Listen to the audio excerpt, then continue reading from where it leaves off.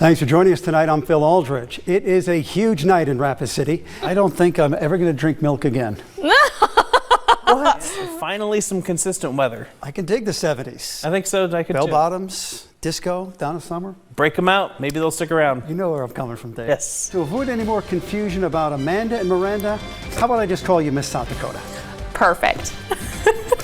No, chilly June. Brisk hockey weather. Exactly. All right, thanks, Ryan.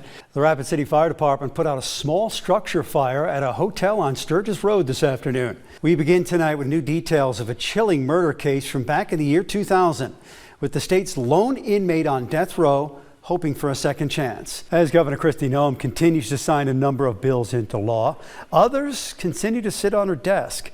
Thanks for joining us tonight. I'm Phil Aldridge. It is a huge night in Rapid City. The anticipation is building as thousands of people are packing the monument to see former President Donald Trump and South Dakota Governor Kristi Noem at the South Dakota Republican Party's Monumental Leaders Rally of teaching every child in America how to ride a bicycle. They even have those kind of rocking horse bikes. Yeah, and you don't have to worry about getting your pant leg caught in that greasy chain spot. Turning our attention to the weather, meteorologist Ryan Larmew is here for a first look at the forecast. And you could see and smell the smoke in the air once again today. Is that going to be sticking around? And finally tonight, our final story, AKA the kicker, TV term, involves the greatest kicker on the planet.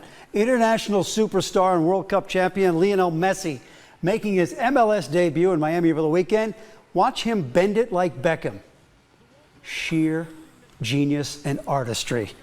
He didn't let the writer's strike stop him from writing a Hollywood ending.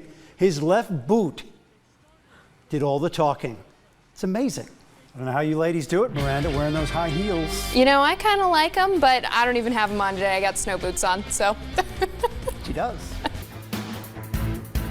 Thanks for joining us for this special pre-NFL draft edition of Kota Territory News. I'm Phil Aldridge. Jack has the day off. Now, when you think about dangerous jobs, a police officer, fireman, or other first responders come to mind. You wouldn't think being a school bus driver could be hazardous to your health. Kayla Henderson spoke with a former school bus driver about a frightening incident that caused her to leave the job. Okay, thanks, Kayla. Well, the clouds are finally breaking up, and it's turning out to be a nice sunny afternoon. Meteorologist Shelby Pulaski is here to let us know what we can expect for the weekend. Hey, Shelby. Look forward to that. Thanks, Shelby. Well, April marks the 20th anniversary of the PROTECT Act, a bill that toughens sentences for possessing child pornography. But 2 decades later, child sexual exploitation is still an epidemic. In 2019, more than 17 million reports of child sexual exploitation were received through the cyber tip line. In 2021, that number grew by more than 10 million. Federal officials say there's also been an alarming rise in the use of sextortion. That's when the perpetrator says they will leak explicit photos to your family or friends unless you send them money. Now, before it gets to that point, Home Security Issues, or HSI, has this warning. Alcohol and access. What could go wrong, Miranda? Nothing at all. All right.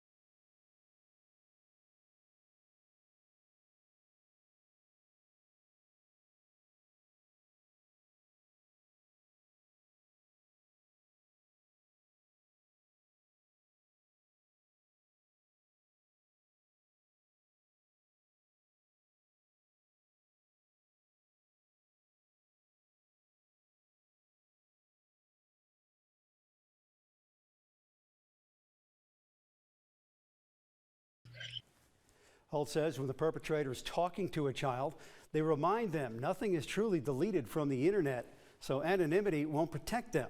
Other signs, Holt says, to look out for: when an online or in-person conversation turns from friendship to bullying, they may ask you to switch from one social media platform to another.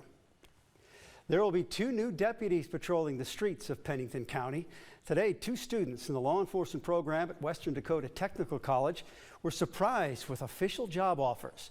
The women will begin their careers as deputy sheriffs for the Pennington County Sheriff's Office on May 15th. We are very through. Looks like that party got out of hand. If you're interested in a career in law enforcement, the Pennington County Sheriff's Office is always looking for people to join their ranks. Starting Strong Rapid City hosted its 10th annual breakfast this morning.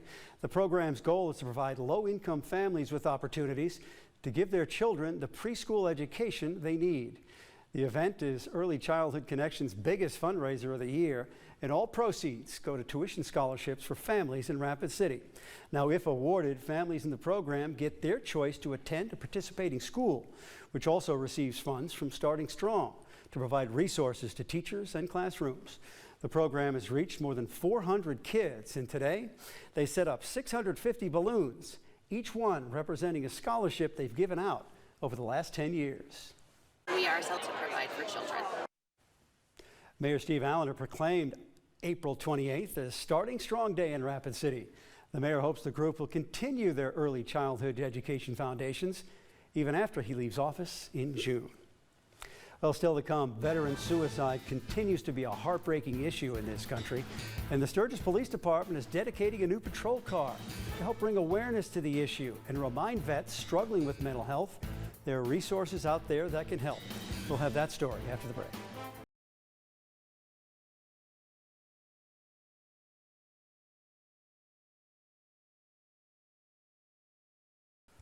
Okay, follow me here. When the weather outside is frightful, the slopes can be delightful. And since there's no place to go, skiers and snowboarders are happy to just let it snow.